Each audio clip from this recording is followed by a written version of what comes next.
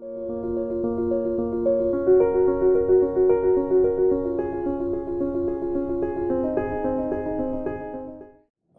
journey started like many others here in India. I did my chemical engineering from IIT, and like many of the folks in my own particular generation, we decided to study abroad. So I went abroad, did my MBA, followed that up with a PhD, and that gave us a little bit more insights into a certain discipline. And after a PhD, what you generally do is to join academics, and that's what I did. I was working in the States for many, many years, settled there, and the year I got my tenure, I decided to quit and move to Singapore.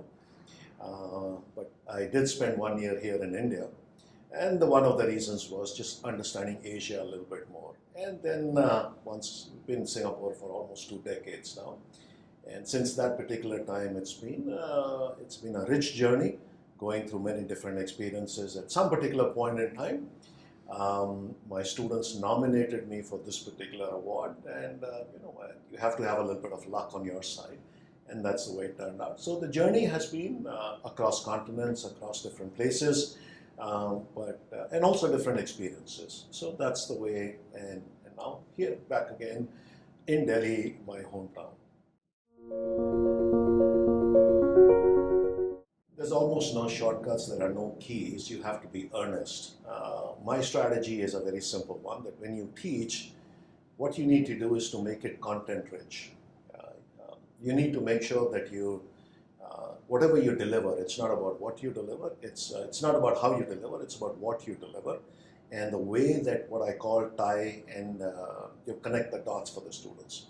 The world is extremely uncertain, there are so many things which are happening, and it becomes a very confusing kind of a place. So how do you put all those particular pieces together for a student so that they understand it, but never compromise on that particular content? And that's what I believed in, and I think you have to understand and believe also that the students are hungry for knowledge, and that's what you give them.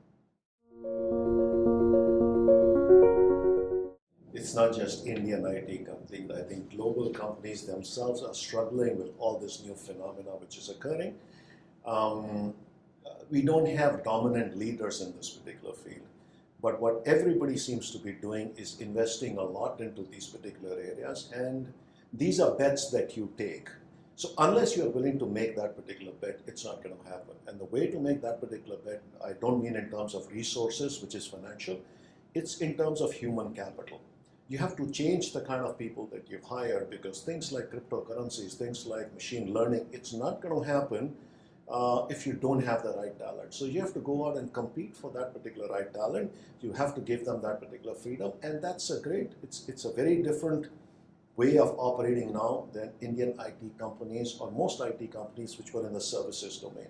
You have to really move up the value chain, and in addition to that, it's the R&D which is required, although we might not call it R&D. It's the bet that you take and say, look, I'm going to be doing some fundamental research. We don't know where that's headed, but until we do that, we are not going to be even in this particular ballpark. And I think that's a tough challenge, not just for Indian IT companies, for many, many of these particular companies. But there's no shortcut around it. There are always two things. Knowing about technology is one. I call technology a solution. But a solution is only appropriate if you find a problem. Where do you apply that particular solution? Which means you need to understand the applications of these particular technologies. Many students and others, they think that because we understand some of the technology developments, I think that's good enough. That's not the case. The same technology can be used in multiple ways. So what the students have to learn is how are the cutting edge companies transforming themselves with these particular technologies. There's no mystery in machine learning. Yeah, but what do you do with machine learning? You probably see 10 different applications, and it's that applications and creativity which the students have to learn. How do you apply yourself, and what kind of problems do you find? That's what we call the low-hanging fruit. Sometimes you say, look, I'm going to apply to these particular problems. That's everybody can do these things. But on the other hand, when you find the wicked of problems, the most challenging of problems, and all of a sudden you apply these cutting-edge technologies, that's where something new emerges. So it's not just enough to understand on the technology front. That's the easy part. How do you apply it? Which means understanding companies, understanding use cases, learning from the past. How have companies applied? How do you adopt? How do you evolve? because no particular single application is going to be adequate in the first instant. It evolves, and you have to have that patience, you have to have that understanding, and how do you morph your own particular strategies. That's what you need to do, not just the technology piece. I think the first thing they need to do is to stop thinking of themselves as non-technology companies. There is no non-technology company anymore. Every company is a technology company. You don't have a choice. I have a very simple recommendation, which I say often to companies or anybody who's willing to listen, which is think of a company. If you were to design a company today, would you design it in the same way that it exists today? Or what's called, how do you design an organization from the ground up? Take any company. If you were to design the company from the ground up today, what would it look like? Yeah. If you can imagine that, that's the shape and form that particular organization is going to take. And so traditional companies, non-traditional companies, that's all they have to do. And that's a very simple way of saying that that's the ultimate vision of where we are going to be headed. So if they think of themselves and move towards that particular vision, it's an easy way to move towards that. You know what the end goal is. Design your organization from the ground up, and what that means is use the tools of today, and the tools of today are technology tools. Stop thinking of yourself as non-traditional or non-IT companies. That does not exist anymore.